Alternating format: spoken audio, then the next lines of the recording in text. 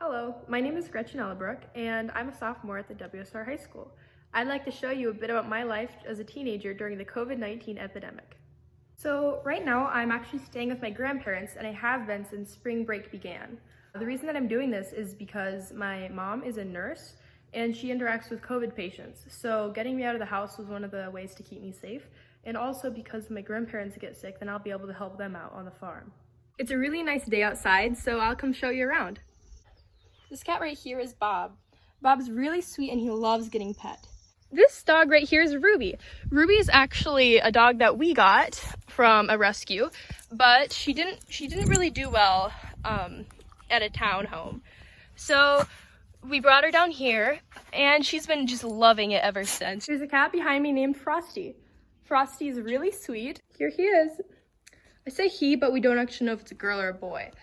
But they're not particularly happy with us yet, but he's not running away like he did when he began. I'd like to introduce you to the bulls. Right now they're relaxed because it's a really nice day. I'll put some photos up now so that you can see what they look like when they're closer. I've learned a lot since coming here, and one of the things I learned is that cows often have babies in the fall and in the spring, and it's just in the middle of the spring calving right now. So I'd like to show you one of the babies that we have here. Here's a cute little calf that's yet to be named, but they're laying in the hay and are real warm and comfy right now. It's the mother, 93.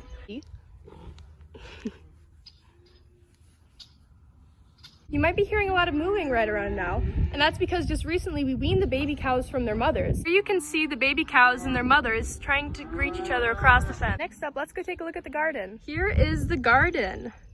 It's pretty big, and my grandparents think that they should make it smaller. So we'll see how that goes. Bob is still following me around, even though we've walked all around the farm. One time I went to the pond, and there was a bunch of snapping turtles, and that scared him, and then he ran all the way back home. I was here last summer too, and I learned how to install a window. There is one that me and my grandpa worked together to get in. One of the things that I really like about being here is all of the birds. In fact, some of the birds are nesting in some plants that we hung up outside, and my grandma doesn't like that very much, but I think it's adorable. This is the longest that I've ever been away from home. It sort of makes me wonder if this is what college is gonna be like, but I hope there'll be more people.